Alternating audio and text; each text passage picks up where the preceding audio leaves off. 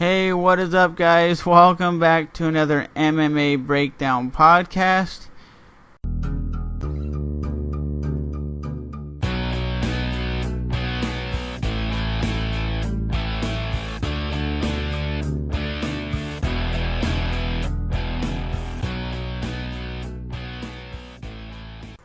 And in today's podcast, we're going to definitely talk about the return of Anderson the Spider Silva versus the return of Nick Diaz. Okay, guys, enough of those cheesy effects. Nick Diaz and Anderson Silva. Anderson Silva basically said at the press conference he doesn't want Nick Diaz to trash talk. He wants it to be mano a mano. He said, I want it to be a man. He said in the fight game he understands people get a little rowdy, talk a little bit. But he wants it to be more respectful because the martial arts is about respect, not about who can talk the most crap. But I think this is going to be one of the best fights for Anderson Silva because Anderson Silva has done crappy against wrestlers. Nick Diaz has done bad against wrestlers. They're both tremendously good strikers. Anderson Silva, I would say, is a more well-rounded striker. He does more kicks, knees, and elbows. Muay Thai plum. Nick Diaz is a traditional boxer, comes forwards, very aggressive. Here's the breakdown. Anderson is 16-2 in his last 18 fights, was the middleweight champion of the world for almost a decade with 16 victories, and Nick Diaz is 11-2 in his last 13 fights with the Strikeforce welterweight champion. So you got to look at it both ways. They're both former champions, both coming off 2 losses. Who lost worse? I would say Anderson Silva lost worse because he got knocked out the first time and then he broke his leg. Nick Diaz basically lost to Carlos Condit by Carlos running around, and then the other hand, Nick Diaz lost by GSP laying-prey. He didn't even go for submissions. He didn't go for nothing in that fight. Who's better on the ground? I would say Anderson Silva has very good jiu-jitsu. The Diaz brothers have very good jiu-jitsu. I'm going to give the overall stand-up to Anderson, but I'm giving the ground game to Nick. But I won't be surprised if Nick can outstrike Anderson Silva because he's very aggressive, always in your face. He'll talk a lot of crap, but I don't think we're going to have the bobbing and weaving of Anderson Silva. I really don't. I don't think that dude's just going to come in there and do the bob and weave because why would he do that when you have Nick Diaz throwing hundreds of punches? Can Nick Diaz gas out Anderson Silva? That's the question because Nick Diaz is known for pushing a pace that most people can't even relate to. Okay, post-fight, Anderson Silva beats Nick Diaz. What would you think the UFC should do? Should they put him in an immediately rematch, or is he at his stage in his career where he should just have fun fights? Honestly, I don't think we're going to see another Anderson Silva 16-fight win streak because he doesn't have that much time left in mixed martial arts. So my thing is I would actually just put him in against fun fights that the fans want to see, that he can have a good competitive fight, because I want to see Anderson Silva still remain the champion and go out on top, but it's better to see your guys who are at the end of their career still be able to put on good performances and not just get knocked out repeatedly. Because if you've seen Anderson Silva get knocked out by Nick Diaz, let's just say, or if he beats Nick Diaz convincingly and then he goes up against Chris Weidman again and loses, then what else is there for him? It's just like Uriah Faber. There's nothing there for him. He's already had multiple title shots, and multiple times in the UFC he's come up short. So I would actually put Anderson Silva in the fun fight category, just like I think Nick Diaz is at his career.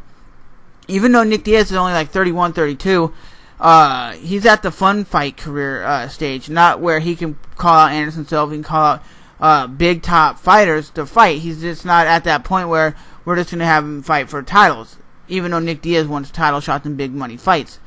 Do you guys think Ronda Rousey versus Holly Holm will be a good competitive fight and Ronda Rousey will have her hands full, or will she just completely dominate Holly Holmes? Because Holly Holmes is a professional boxer, and a lot of people speculate that Ronda Rousey emulates Fedor Emelianenko, because she did say in an interview once that she loves the way Fedor Emelianenko has no emotion when he comes out there. He just walks out, gets in the cage or in the ring, beats his opponent down, doesn't smile, walks out. And that's the same similar thing. If you look at the way Ronda Rousey walks out, she's not really cheering, really laughing. She just goes out there with the mean mug, gets in the cage, whoops your ass, says what she has to say on the mic, and then leaves.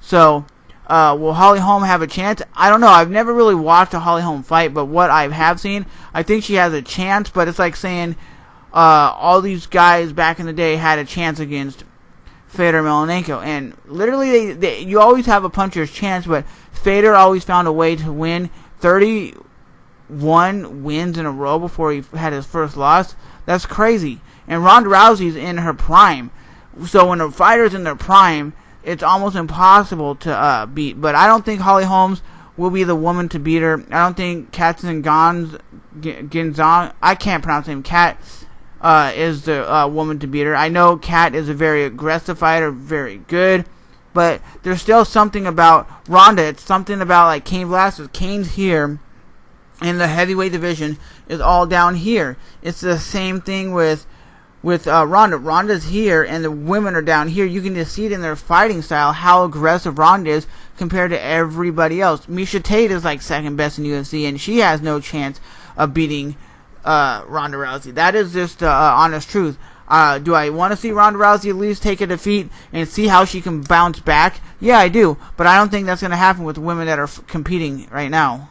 And I've always had this question, why do fighters cut weight? Can't fighters fight at their natural body weight? Because why would you have a guy that's like 240 pounds cutting down to like almost 205? That's like 30-40 pounds of weight cutting, and to me it always mind blows me because it's hard to cut weight as a normal dude.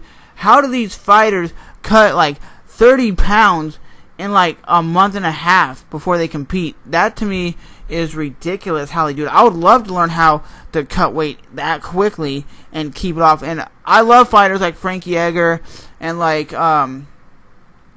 Uriah Faber. They pretty much walk around at the body weight they fight at. Uriah Faber walks around with like 145, 146.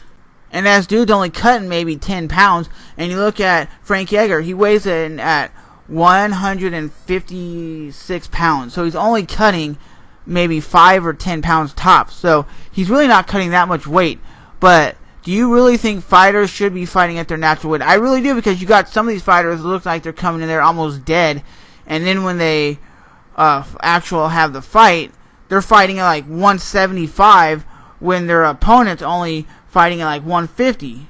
So it makes a big difference, and I never understood why. A lot of people are like, well, when you cut weight, a lot of weight, you get more mass, you get more muscle. Yeah, that's probably true, but some of these dudes look like they're dying on the weight night when they're weighing in. And I think Dan Hardy coming back is a great thing. He hasn't fought in 2 years, but I still think he has the ability to win. He was making a huge run for the 170-pound title until he got medically discharged, basically, for having like a wolf heart or something. It was like 2 heartbeats. So, in the comment section below, ask me any questions you want. Remember to rate, comment, subscribe, share this out, man. Share it on Twitter, Google+, Facebook, MMA, websites. I just want to get this channel growing, get this MMA chat going, getting this podcast popping. That's just what I want to do, and I know a lot about the MMA world and MMA stuff. So if you guys enjoy this episode of the MMA Breakdown Podcast, please hit the like button, subscribe button, and I'll definitely talk to you guys in the next video. Thanks for watching. As always, peace.